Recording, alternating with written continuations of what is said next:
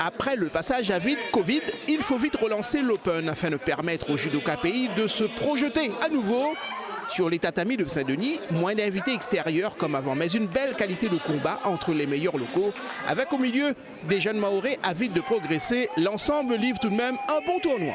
L'objectif était de relancer un petit peu la dynamique autour de l'organisation d'événements internationaux.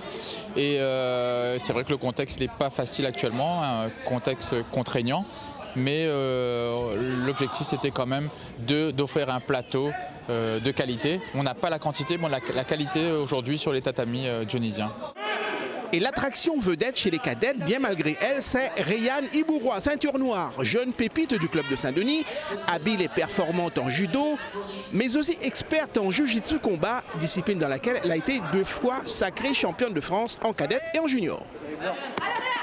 Je savais que j'allais être sur le podium, mais en vrai, je ne savais pas que j'allais faire première et tout, et que j'allais gagner tous mes combats parce que je me disais que les filles font jiu-jitsu depuis plus longtemps que moi et que du coup elles avaient déjà de l'expérience et qu'il allait y avoir des filles qui font jiu-jitsu dans le meilleur club de France, puis que j'ai fait contre une qui était du meilleur club de France. Du coup, ça m'a fait stresser.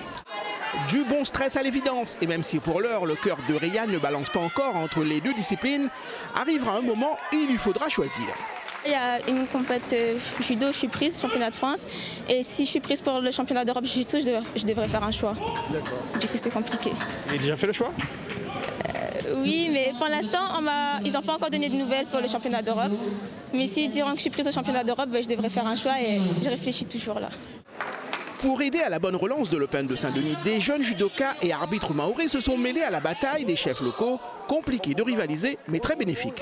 Le fait de participer chaque fois les tournois ici, on a un objectif plus disciplinaire, c'est-à-dire dans un premier temps au niveau du plan de formation des commissaires, deuxième temps au niveau des arbitrages, troisième point c'est au niveau technique dans l'organisation. En souhaitant effectivement que Mayotte bientôt puisse revenir une ligue ou un comité, quoi. Je vous donne rendez-vous l'année prochaine, d'ores et déjà, avec un plateau bien sûr de qualité, avec les îles de l'océan Indien, puisque nous serons dans l'année des Jeux des îles de l'océan Indien.